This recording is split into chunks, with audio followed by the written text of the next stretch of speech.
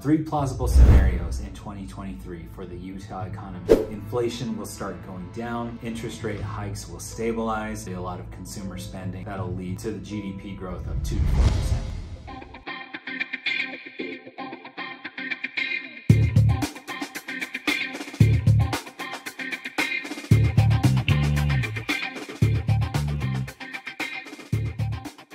Okay, welcome back to another episode of the Park City Real Estate Podcast. I saw this report the other day, and so I wanted to go over it. I think I mentioned it in the previous podcast that I was going to go over the economic outlook for 2023.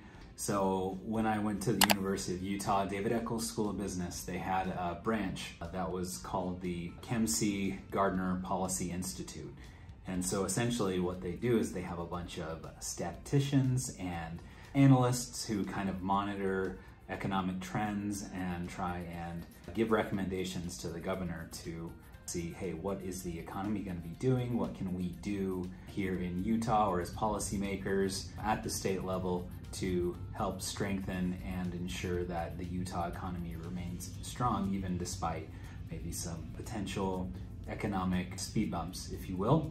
So without further ado, I wanted to just kind of dive into the three plausible scenarios that they give and a little bit of context for the listeners. So I can send this to anybody who might be interested. It's a very short report. It's got a couple of graphics here and there talking about the Utah economy in general, and then some predictions for that economy. So for a little bit of context, as we know, Utah economy has always been fairly strong. It's very business friendly, always making, if not the top of the list, top 10 of best states to do business, best states to visit, all of that. So one of the byproducts of that is we increasingly see our population growing, and it's 60,000. And so that was throughout the whole state.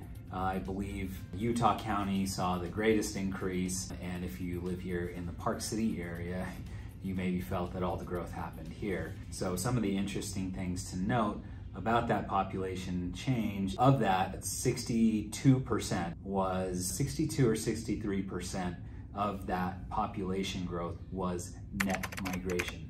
So the way that they gauge population growth is one of two ways. So it's either net migration, so essentially the people coming into the state against the people leaving the state, what's the net total of that amount?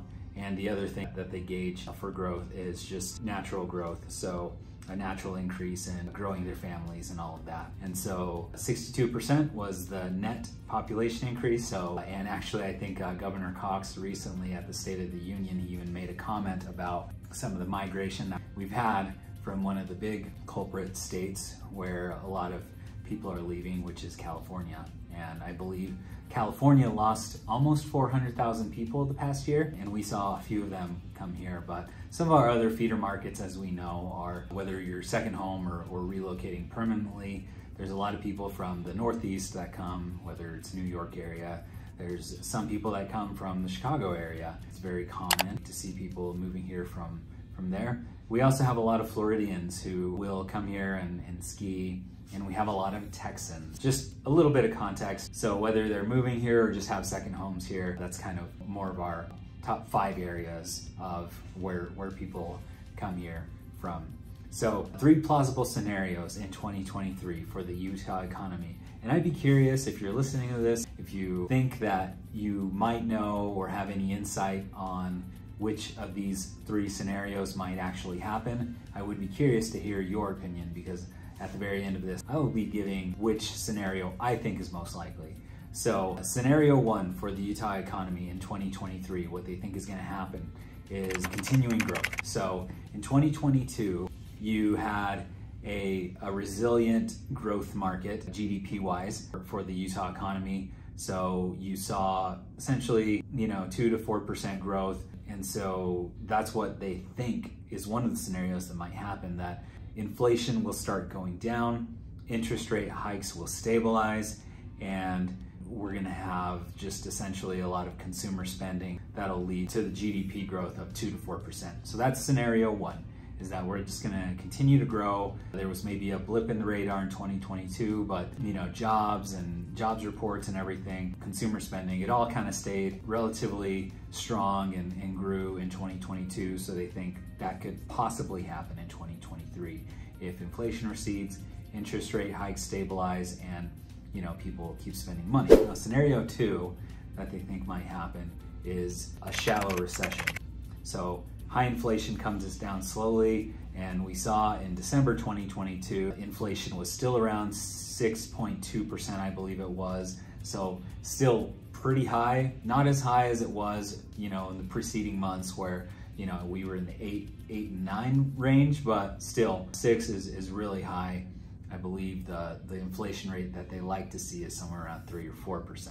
So we're still almost double that. So if inflation remains stubborn and they have these interest rate hikes, that is going to drive down consumer spending, and you're going to have a lot, essentially capital that isn't deployed because debt is so expensive. And then if layoffs that we're seeing in the tech sector extend broadly into other sectors, then they're thinking that maybe a shallow recession is possible. Now, in scenario 3, what they think is possible is decelerating growth. So inflation moderates somewhat, interest rate hikes continue but slow down, and household financial buffers only partially offset broader economic challenges. So the 3 scenarios are continuing growth, where you're kind of seeing that 4% GDP growth through 2023, a shallow recession where inflation is remaining high, interest rate hikes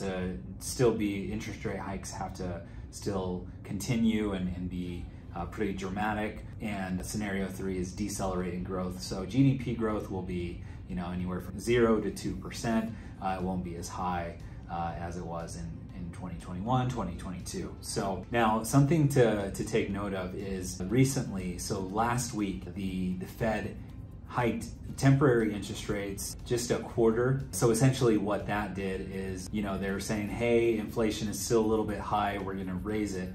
And so it raised the temporary interest rate to 4.75, so 4 3/4. And just based on the reporting that I've read, their ideal target that they're shooting for is about 5 to 5 1/4.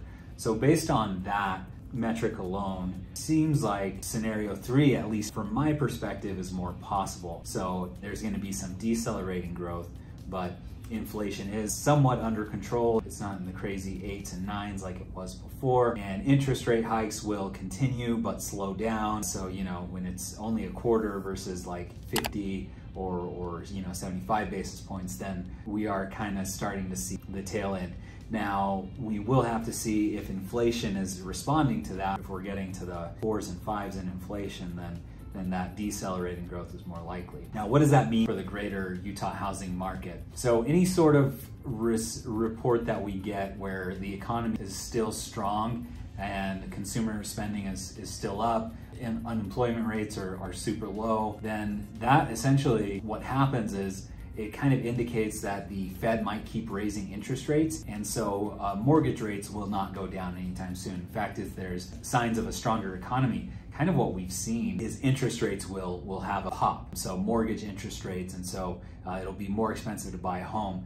But what we are seeing is that there's still a lot of pent-up demand. So the last report for the Utah housing shortage is that there's still about 30,000 units short, and so there's still this pent-up demand that you have for housing units. And so any sort of dip in interest rates, immediately people start making moves because it'll save them $50 to $100 to $200 a month, and so they're going to be more willing to make those moves and buy houses. So I think that is a very, very likely scenario.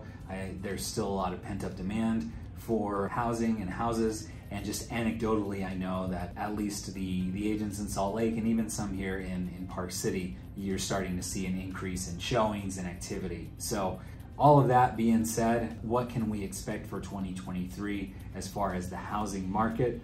Again, I will point towards the pent-up demand that we have in housing units. So any sort of adjustment in interest rates, so if the Fed isn't doing their rate hikes as drastically as they were last year, and inflation goes down and you start to see this leveling off, I think what we can see is just a lot of people jumping back into the market, especially as we go on later in the year.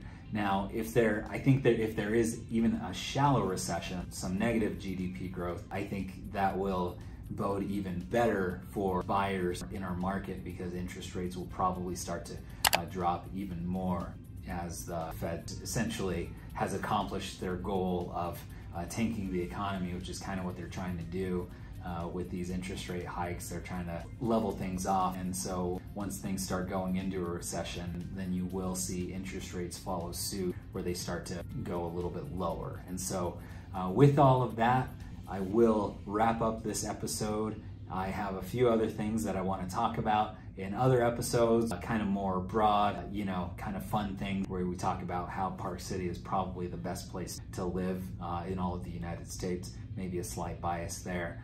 We've had a great ski season so far. I know rental numbers are really strong for people who own investment properties here in the area. So we're going to be diving into that kind of thing. We're also going to be talking a little bit more about Engel and Volkers and our marketing here, and hopefully book a few more guests here for the podcast. So it's not just me talking to a camera and a microphone. With all that, thanks for tuning in to this episode of the Park City Real Estate Podcast. Hope you found it helpful, and if you did, if you found it interesting or engaging or have any questions, feel free to reach out, feel free to share, and with that, I will wrap up this episode.